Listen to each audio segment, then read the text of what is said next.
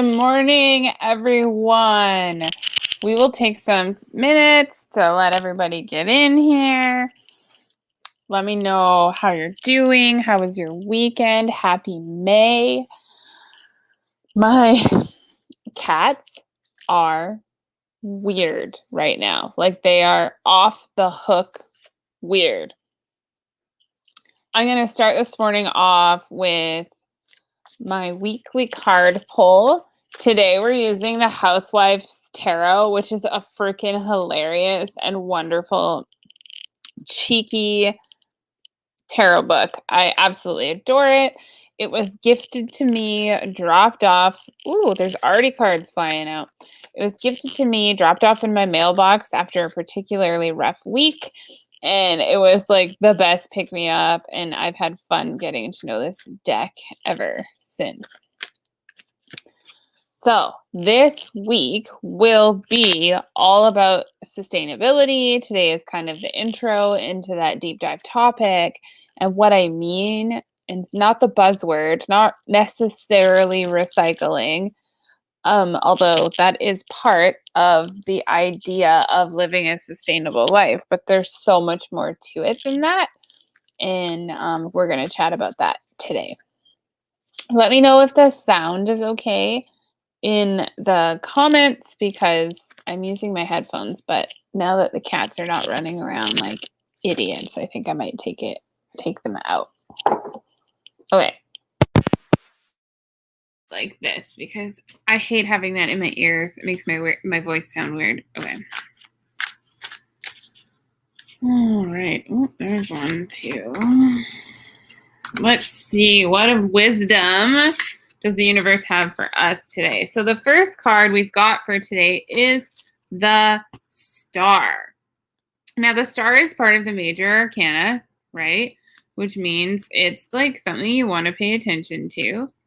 Let's see what cheeky message this book has for us. All right. Admiration, limelight, success. It looks like you've won the blue ribbon this year. Such happiness and good fortune and simply divine. Suddenly, you're the center of attention. Others look for you for inspiration, optimism, guidance. Enjoy your time in the limelight, but don't let it get to your head. So, enjoy. You've worked hard to be here. Things are starting to look up for you, but don't let your ego take over. Yes, you've been trying to take home the prize for years now, but don't gloat. Now the tide is finally starting to turn your way. Ooh, and then we've got the Tower. So the Tower is breaking the mold, questioning convention. It's time for you to break out of what people's opinions, thoughts, whatever is of you. When the Tower appears in a reading, it represents the need to question things, to see life for what it really is. Appearances can be deceiving. Don't resign yourself to becoming just another piece in the puzzle, right? Take initiative in your own life. The Tower can also signify unexpected change and often uncomfortable, unexpected change. So here we are, things are starting to come in, but the process of things coming in and things finally starting to move is they might not move in the direction or the way that we think they should. But it's all part of the universe taking us where we need to go. So the Two of Swords for clarifying that message. I love these cards. They're so hilarious. Okay. Conflicts, opposing views, and impartiality. The blindfolded woman illustrates that it's important to remain impartial when stalemates occur. The Two of Swords remind us that it is seemingly opposite tastes like cranberry sauce and green bean casserole that make life more delicious. After all, no one wanted the dark meat. There wouldn't be enough light meat to go around. So what the Two of Cards in this context is telling us is that you can't have the good without the growth. So lean in. Try not to take sides. Try not to look at moments, experiences, situations so much as good or bad. Think of things all as opportunities for growth. Okay. And not in the toxic positivity sense. Some things suck, but even shitty situations are trying to teach us something. Whether it's to lean on other people, whether it's to be less self-reliant, whether it's to let that shit go. If you might be familiar with the idea of like, if you keep having the same conflict with multiple people, the problem's probably you. This is the same situation. So if you keep seeing the same sort of lesson pop up in your life, you're not learning the point. So it's time to take a deeper look at it instead of being frustrated that it keeps happening to you, right? So you still feel the suck, but you don't pitch a tent and camp there, right? So that's the message for this week. That's a good message. I love this deck, though. It's so cheeky and to the point, and it uses like dorky 50s analogies so that it can like help us understand it in a way that is easier.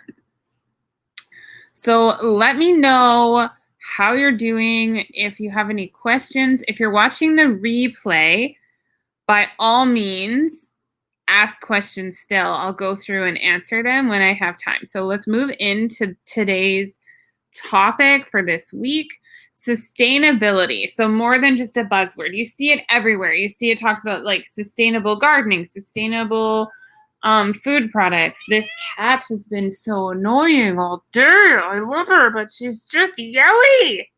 Hey Zoe, say hi to everyone.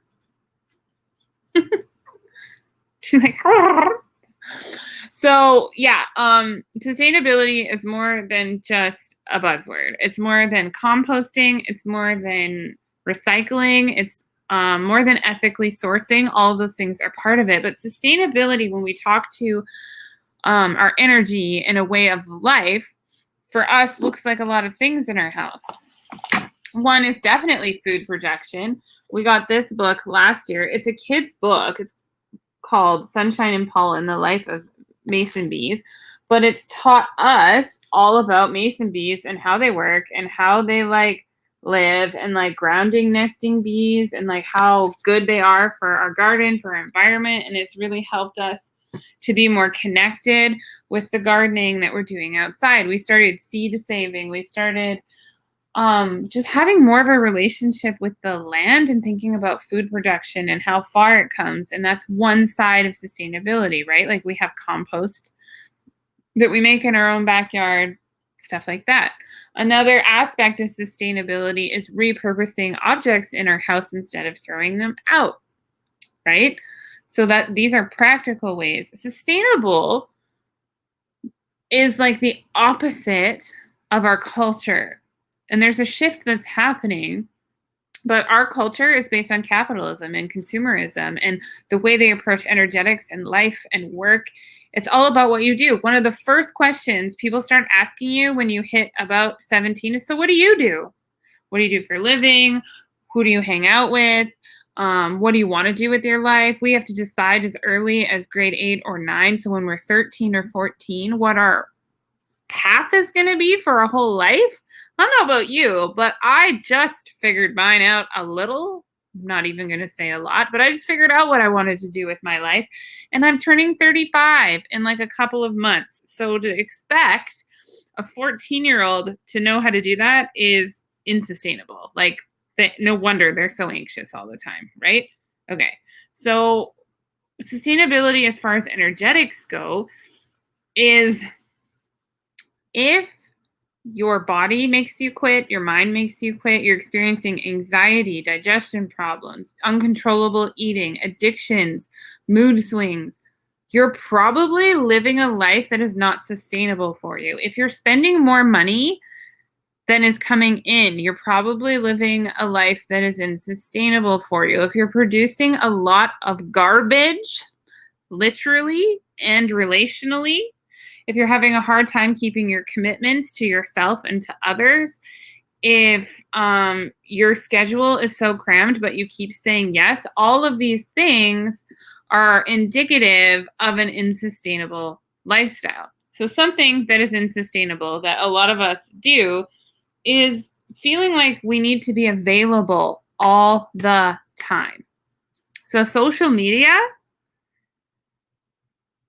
The more popular you get, the more fun you are, the more warm your personality, the more people just feel like they have access to you all of the time. This is something that I'm going through a lot right now. So my phone, get out of that app so you can't see it. My phone is always on mute. Unless I'm expecting a call, it's always on mute because I'm always checking it. So I always know if I have a text or message or a voicemail. If someone calls me and they can't be bothered to leave a voicemail, they obviously don't need me that bad. That kind of thing. I'm checking my email all the time. I turn off read receipts for everyone who isn't very close to me because you do not need to be available all of the time. That is not sustainable. It causes anxiety. It stresses you out. If you're the kind of person who says, "Who the fuck is calling me?" whenever your phone rings, it's time to look at that. If you get a tiny bit of anxiety, like, "Oh no, who is it?" when your text message goes off, it's time to look at that. My Instagram and my Facebook get on average 300 or so notifications a day, and I don't even have that many followers, okay? I have to have that turned off. I have to. Or I will just it'll just be like ding, ding, ding, ding, ding, ding, ding, ding, ding, ding, ding, ding, ding all day. Yeah, so yours is always on. Okay, some people need to have theirs on for like kids and stuff, but I guarantee there is a setting in your phone where you can allow phone calls and text messages from specific numbers and shut the rest off. You can. Something happened when I was a teenager. We went from having landlines to people starting to have cell phones. And we went from some houses having dial-up to everyone having computers. Okay? And when that happened, and then when I was late teens, early 20s, and Facebook went public, we all went from having hard, fast boundary lines where someone had to come over to your house or call you and leave a voicemail or an answering machine message in order to get your attention to always being available and people expecting an answer right away. So composting is cool. I do it. But what about personal boundaries, right? Do you get annoyed if someone doesn't answer your text message right away? Do you get anxious to respond? Like if you someone sends you a message and you don't respond right away, do you feel guilt? Do you feel shame? Here's places you're leaking your boundaries and living in an unsustainable energy, okay?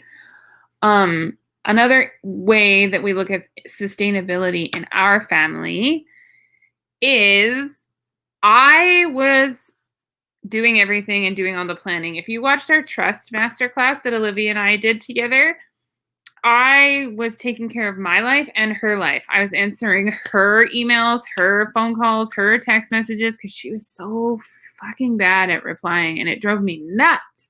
But the reason it drove me nuts is because I was always on top of it. And I've learned to calm down a bit and she's learned to take some initiative. But I was waking us up. I was scheduling our life. I was planning when all the bills were going to be paid. I was in school and working at the time and she was working full time. And I was like basically momming us. Okay. Let's be real. If the house wouldn't get cleaned, there would never be any groceries. We wouldn't know what we were eating for dinner because Olivia lived a full-on bachelor life for so long. And when she did live with her family, nobody even ate meals together. So it was this whole learning curve, but it was totally unsustainable for me to do that. So finally, we had a few really long, hard, good, healthy talks. We don't really argue. It's not our style, but we do talk deeply about things. And I was like, I'm not going to do this for you anymore. I'm not going to wake you up anymore. I'm not going to do things for you unless you ask me to, unless I feel moved and motivated to show love that way. I'm not going to, right? And sometimes I'll stop her too. Like last night, we were meal prepping and I asked her to do something to help me. And then she was flittering around, I call hummingbird Olivia. And she started like taking over what I was doing. I was like, "What are you doing right now?" And she's like, "Oh, I'm helping you." I'm like, "Yeah, but I asked you to do that job, and then I can do this job because I can do this job and you can do that job and we can both do jobs at the same time." And it was like really funny. And so those boundaries is like, I know you're anxious to help me because you're feeling my stress, but it's okay for me to feel stress. So it's okay for your family members, your coworkers, even your kids to feel stress. I know we want everyone to be happy and secure all the time, but security doesn't mean no fluctuations in emotions. It's unsustainable for you to be the sole contributor and controller of everyone's happiness. Like, that's not your responsibility, and it never should be. We're all responsible for our own happiness. If we're parents, we're responsible for the health of our children and that they can respond to situations they don't like in a healthy way. And the only way to do that is to model the behavior. So if you're trying to make everybody happy all of the time, your kids will internalize that it's not okay to be unhappy and they will have anxiety and stuff. So think about in your family, if you ever heard words like, "I'll give you something to cry about. Why are you crying?" Or "There's children in Africa starving. Why are you upset?" Like all of these things that we would have been taught if you were raised in like the 80s or 90s, where your parents basically gaslit you for having emotions outside of quiet joy, right? And that is all playing into our unsustainable living. So the I should say the opposite. Whatever, I can't spell. So the opposite of exploitation or of sustainability is exploitation and burnout. So when we talk about sustainable goods, they don't just mean taking care of the environment, but they mean taking care of the people who harvest, make, and distribute those goods. So that's why sustainable products cost more. So turn that into your life. If you're living an unsustainable life, you're allowing other people and enabling other people to exploit you and your energy and your giftings. And basically allowing other people to suck you dry and then resenting yourself for it. See where this is like, and then you burn out. So then you'll crash and you'll have a rest period and then you'll feel great. And then you'll start that same pattern of behavior all over again. So this week, what we're going to cover is my top 3 ways to recognize when I'm starting to go into basically exploiting myself for the benefit of others. Like, I'm not getting anything out of that. If I'm leaking my energy to keep other people's happy and to appease them and like people pleasing and like all of that, that's all a trauma response from growing up raised by a narcissist, okay? And it served me and it kept me alive and it kept me safe and secure in those moments, but I'm not in those moments anymore. I get to decide how I live. I get to decide the energy that's in my life now, what I'm here for and what I'm not here for. And I get to and need to have boundaries so that I can be healthy, because if I'm not healthy, I can't help or serve anyone else. So the number one thing I do is my phone is on silent, and then it goes to do not disturb from 9 p.m. until 7 a.m., even though I'm up until 10 and I wake up at 5. Because I need that time where I don't get any notifications. So not only are they not dinging, but they don't even appear on my phone because I need that. It helps me with my self-control. The other thing that I've done, because I get tunnel vision when I'm working on something that I love, which is a great skill, and it's also really awful because if my task takes me longer than I think it's going to, I forget to eat, I forget to get up, I forget to move around. So I have workout, breakfast, shower, lunch, dinner, and take your fucking pills all scheduled into my day, okay? And I get a warning about half an hour before and then 15 minutes before I need to do any of those things. And that has helped me to have a more sustainable life. As soon as I say yes to something, I put it into my Google Calendar. And then once there's 5 things on my day is full. So learning what your balance is for you, we'll walk through these this week. We'll talk about how to decide what is sustainable and allowing the grace of moving things around until you find the right fit. And the number one thing that we're going to cover midweek, probably Wednesday or Thursday, is the artificial guilt complex around having boundaries, because it is uncomfortable when you start to put them in. People start to get uppity because they like you doing everything for them. They don't like taking responsibility for their own life, and they might even start to blame you when shit all goes to hell. But it's not your job to rescue them, especially if they're grown adults. Yeah, I often have been told that is the hardest part. The main reason people don't stick to boundaries, personal boundaries, and sustainable living in the energetic realm is the friction it causes. And so we're going to talk about that and work on that this week. You with me? I will post this to the group after it's done. And I'm also going to upload it to YouTube. So if you think that any of your friends would benefit from this kind of discussion, I'm posting all of our teachings from this group onto YouTube every week. Bye for now.